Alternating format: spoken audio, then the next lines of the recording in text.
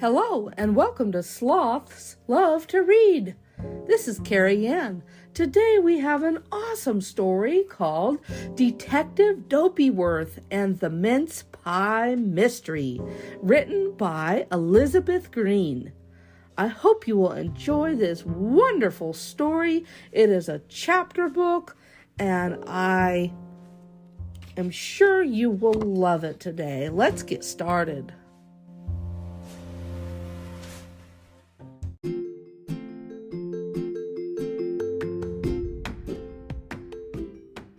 Detective Dopeyworth and the Mince Pie Mystery, written by Elizabeth Green. This is the first chapter. It's time to find a mystery. It was a beautiful winter's morning on Sherlockton Avenue, and as Jim flung back his curtains and looked out at the pale blue sky and the bright morning sun, he felt excited about the day ahead. Today's going to be a good day, he turned and addressed his pet hamster, Watson. It's almost Christmas, and I just know that something wonderful is going to happen.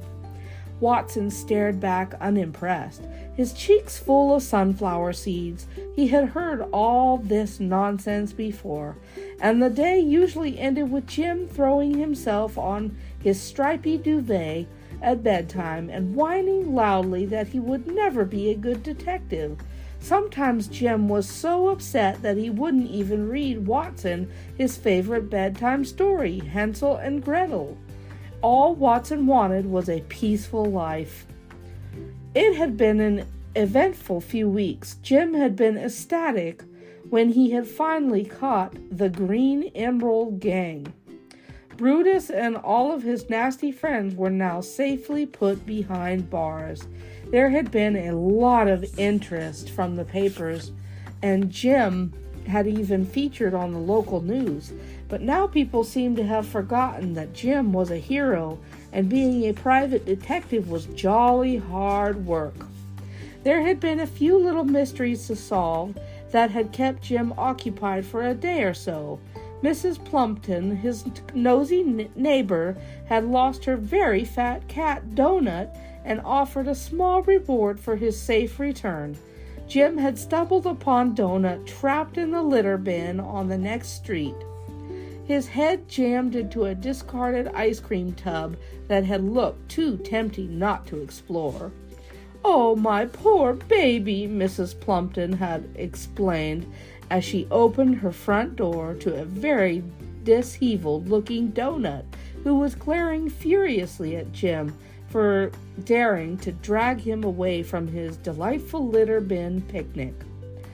"Look how thin you are. Let's go and get you some cream and your favorite biscuits." Donut had only been missing for a few hours, but Jim knew that he was the apple of Mrs. Plumpton's eye, so he was happy to help. Mrs. Plumpton thanked Jim profusely and pressed a couple of pound coins into his hand. "Thank you, young Jimmy," she ruffled his hair, making Jim blush. "Go and buy yourself an ice cream on me." But today would be different.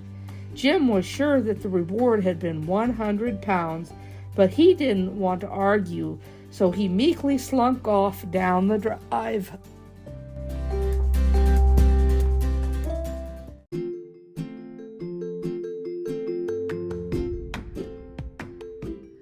A couple of pounds would only be enough to keep Watson in hamster seeds for a few days, and Christmas was fast approaching as well. Then there was the thief who had made off with a very expensive mountain bike on High Street. Jim had just stepped out of his local pizza takeaway and tripped over his untied shoelace. His cheesy pizza with extra toppings landed splat on the pavement just as the thief started pedaling away, with the bike shop owner running furiously after him. The bike's tires skidded on the melted cheese, and oops, the thief toppled straight over the handlebars and landed face down in a pile of cheese and tomato at Jim's feet. "Oh, thank goodness," the shopkeeper came to a halt in front of Jim, puffing noisily. "Throwing that pizza down to stop this nasty man was so clever of you." Jim just smiled as he handcuffed the thief. "I'll take him down to the station," he said, as he led the very messy thief away. Another job that he wouldn't get paid for, and now he had spent the last of his money on the pizza, which was splattered all over the pavement. Jim tucked the best shirt into his trousers and nodded to himself in the mirror as he straightened his new bow tie. He had taken to wearing bow ties to give him a sophisticated air. A private detective had to look the part. "Come on, Jim, you can do this. A positive day starts with a positive attitude. Even Sherlock Holmes had his quiet days. What do you think, Watson?" Jim turned around, but Watson had scuttled out of sight underneath a pile of straw and was quietly snoring away contentedly to himself. "Jim, breakfast is ready." Mrs. Dopeyworth's voice rang out from the kitchen as Jim hurried downstairs. He was slightly apprehensive as his mother had started experimenting with her cooking, with some worrying results. "Sit down, my darling," Mrs. Dopeyworth beamed as she placed a large bowl full of what looked like the bottom of Watson's cage in front of him.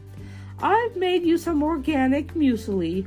We didn't have any oats, so I used a pack of pasta shapes instead. Now eat it up. You can't solve mysteries on an empty stomach."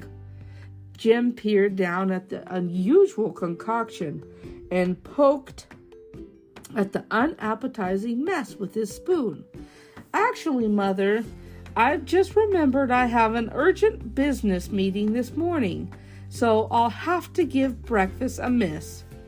Jim grabbed his satchel and made a dash for the front door before Mrs. Dopeyworth could protest, heading down the road towards the high street when his stomach gave a loud grumble.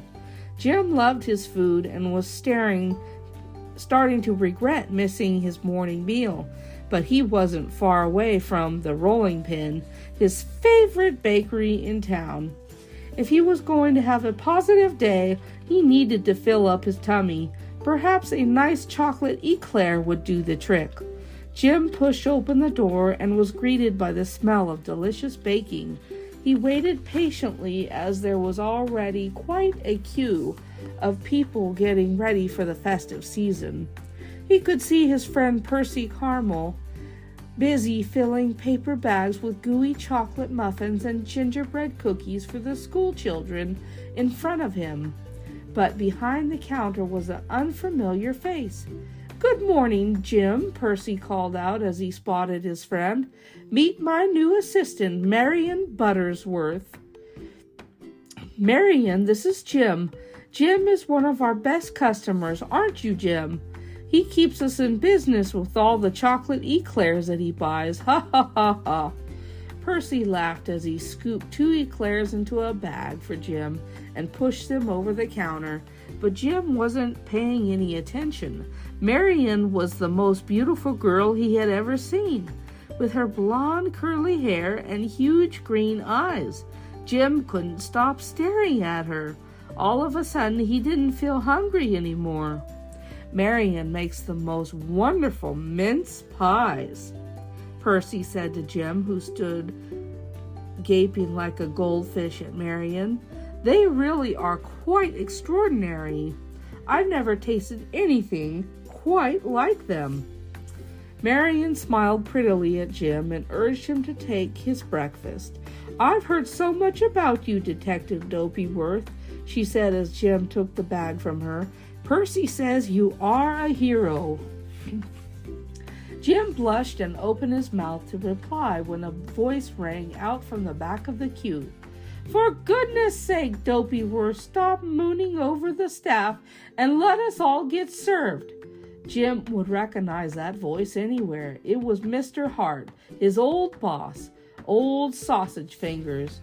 Why did he always have to show up at the most embarrassing moments?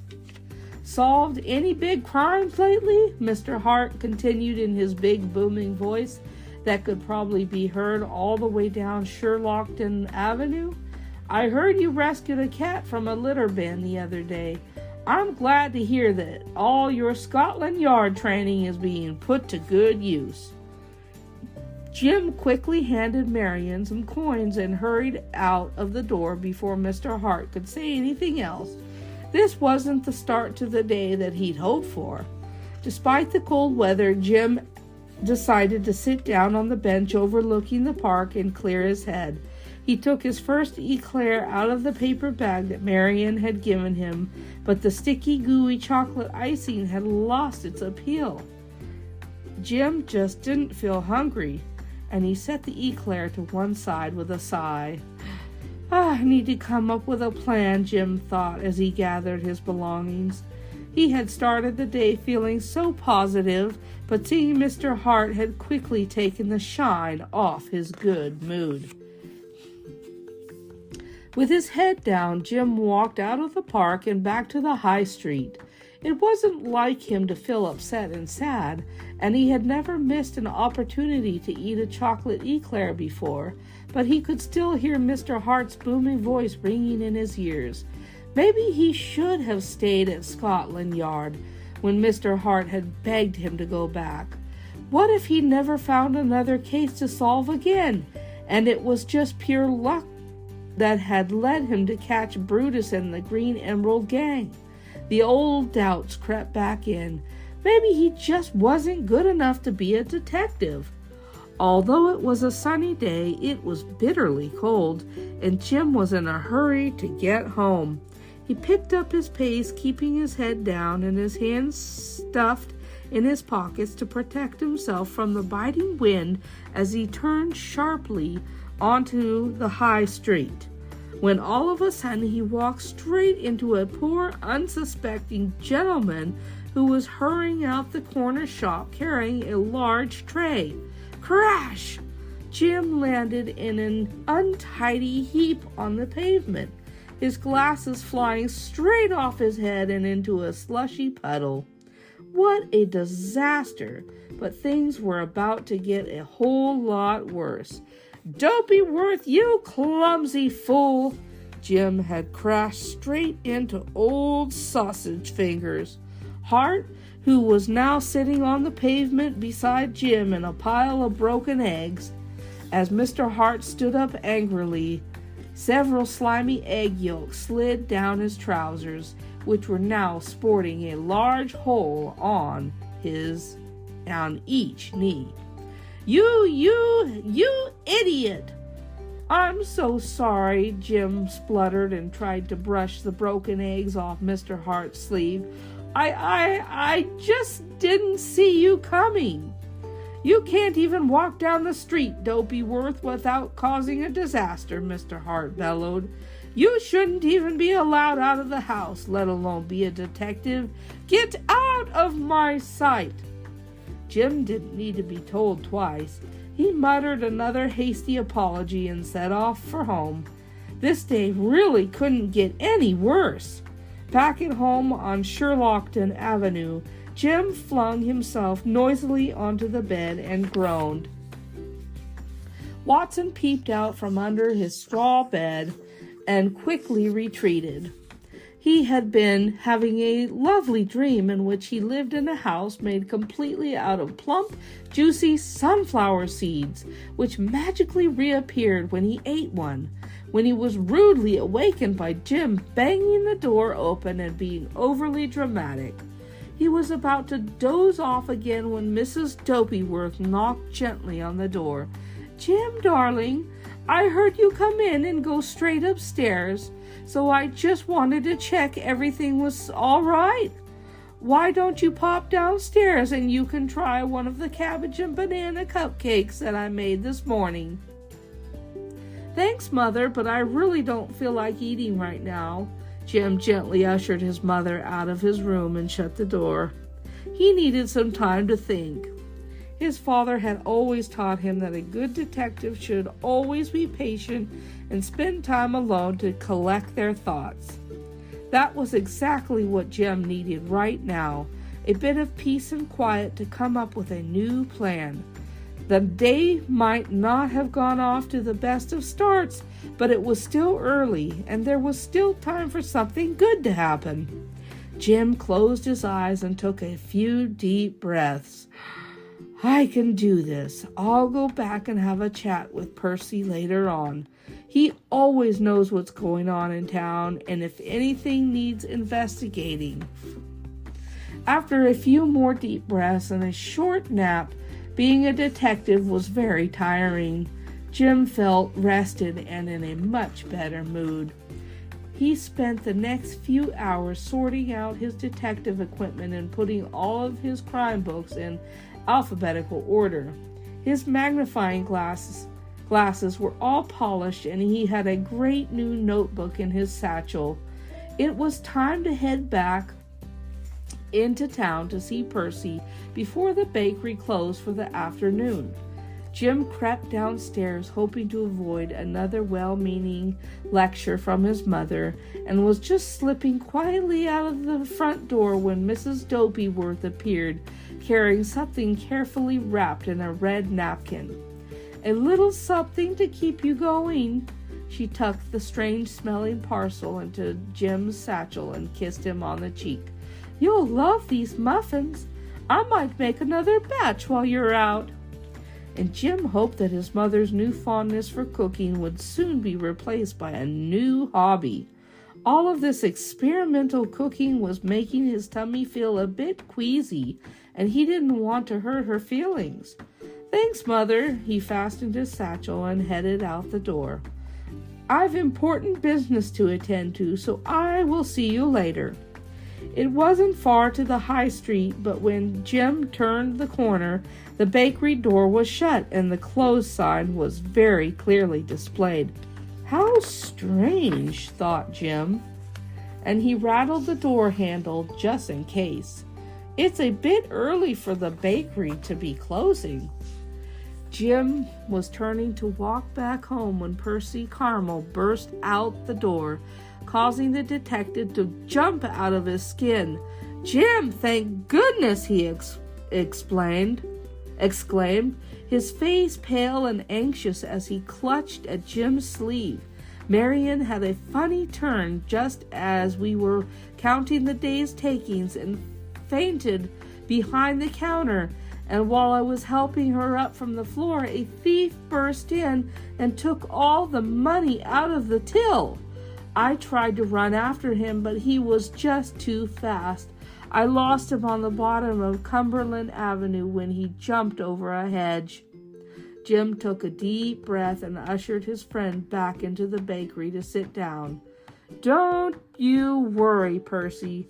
Jim gave him a reassuring pat on the arm. Private Detective Dopeyworth is on the case.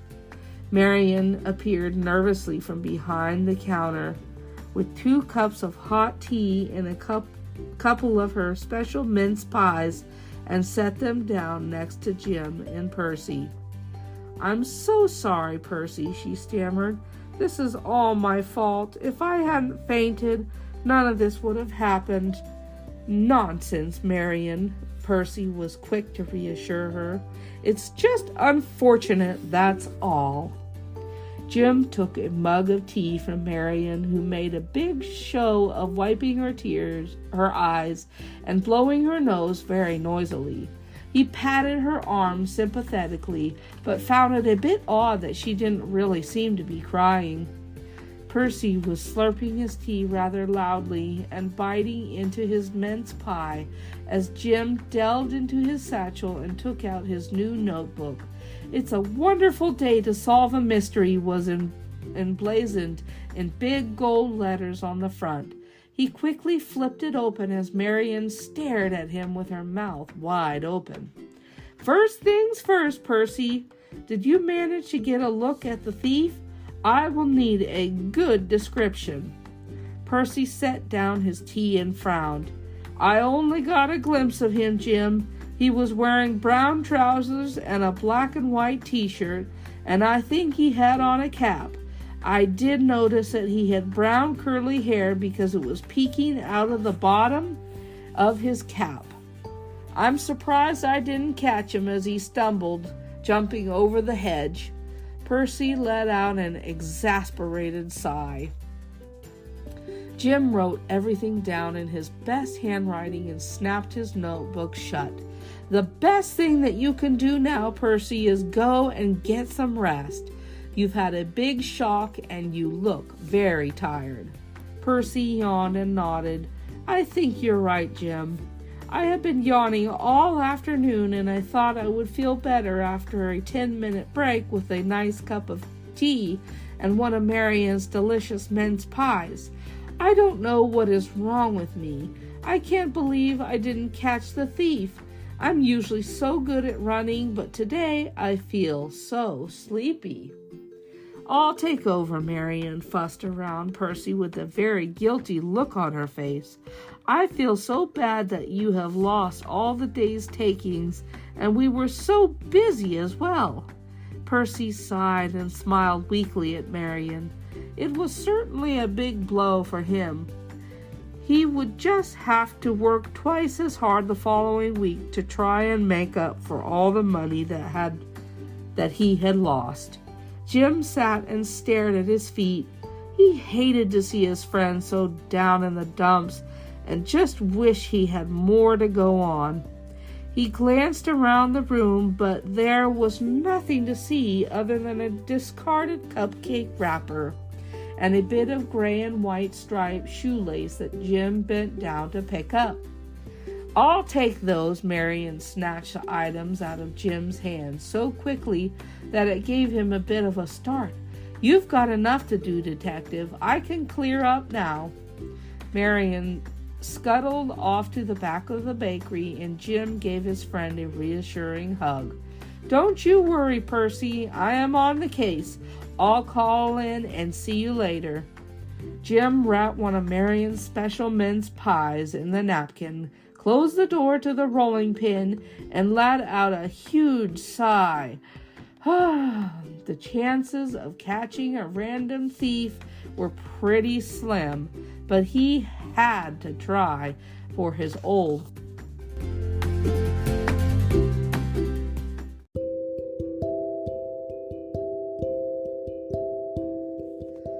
Oh, what a wonderful story this has been today. Detective Dopeyworth and the Mince Pie Mystery, written by Elizabeth Green. You can find this book on Amazon or at www.elizabethgreenauthor.co.uk. I hope that you will consider making this a part of your home library collection. Thank you so much for listening in today, and bye-bye for now, everyone.